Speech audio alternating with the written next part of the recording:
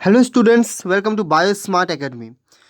Welcome back to another very important lecture on cell biology, and today we were going to discuss about transcytosis. Okay, transcytosis.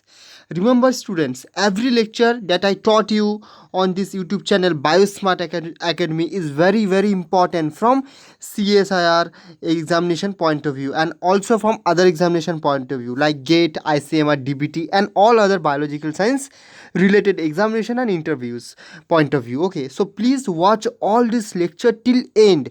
Don't skip the lecture, please watch till end, because if you won't watch the lecture till end, then you will don't get the concept clearly.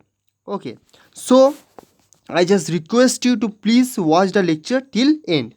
So let's start today's topic, that is transcytosis. Okay, and remember this topic will be the last topic of this major part of the cell biology. Okay, and from next videos on cell biology we will basically going to make videos on another major part of the cell biology. Okay, so this is one major part that today will be completed. Okay, and we will start another major part of the cell biology, that is the total organelle system and how the protein is translocated or targeted to a particular organelle system. Either it may be GERL system or mitochondria, chloroplast, peroxisome system. So that major part of the cell biology we will discuss later. Okay, so let's start today's topic, that is transcytosis.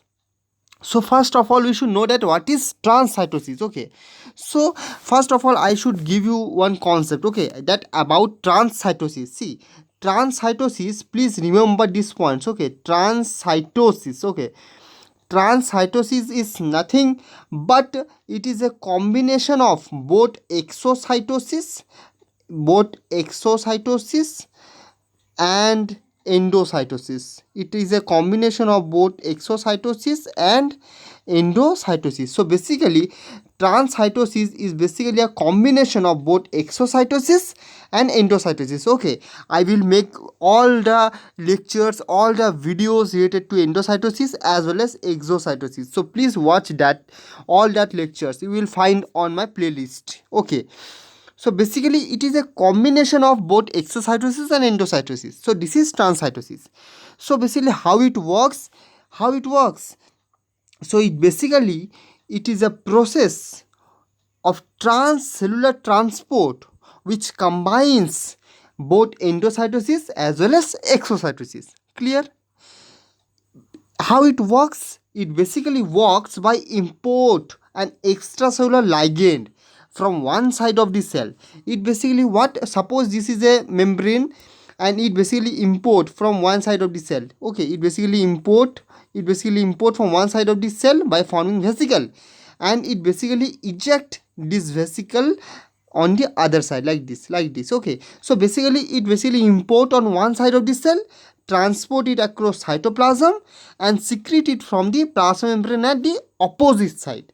So when it import the extracellular ligand from one side, then it work as endocytosis. Okay, endocytosis, and then from cytoplasm it secrete it to the opposite side of the plasma membrane, like this. It basically eject to the opposite side of the plasma membrane, then it work as exocytosis. So in this way it basically worked both as endocytosis as well as exocytosis. You will get the concept more clear when I will explain you with the help of a diagram. Okay, next, so basically it is a type of transcellular transport in which various macromolecules are transported across the interior of the cell, means across the cell cytoplasm, by the process of endocytosis. Okay, by the process of endocytosis it transport across the interior of the cell, and then these molecules basically captured in vesicles on one side of the cell, and it eject on the other side, by using the mechanism of exocytosis, and it basically transported across interior of the cell by using the mechanism of endocytosis. So it basically work both as exocytosis as well as endocytosis. Clear? If you have any doubt, then please ask me on the comment box. Now, it is basically most commonly observed in epithelial cells. Most commonly observed in epithelial cell, and it is an active process. Okay, it is an active process, means it is an energy dependent process like that of endocytosis as well as exocytosis. Okay, as well as it is a basically pH and temperature dependent process. Clear? Next. For example, IgA, insulin, transferrin, all these are examples of this transcytosis. Okay, all these are example of this transcytosis. So basically this is all about the transcytosis basic mechanism that I teach in this class. Okay, basically you got a simple question from transcytosis. Normally question not so much asked from transcytosis, mainly question basically you get from the topic endocytosis. So please, I just request you that please go and watch all the lectures of endocytosis, very very important from examination point of view. So now I earlier told you that I will explain the transcytosis process with the help of a beautiful diagram. So just look at this figure, then you will get a clear idea about the transcytosis. Suppose these are the albumin in red. Okay, sorry. Suppose these are the albumin in red, which are I marked in blue color. Okay. Now this albumin is basically captured in receptor, as you have seen. This is a receptor portion. Okay, and this process is basically what? This process is basically endocytosis. Endocytosis. Now it will go into endocytose. Okay. So endocytosis. Now by the formation of vesicle, see this is a vesicle formation where this albumin is present in the center, as you have seen in red color. So by the formation of vesicle is basically endocytose. See, this is endocytose, and after that it basically eject on other side of the plasma membrane like this is the other side of the plasma membrane.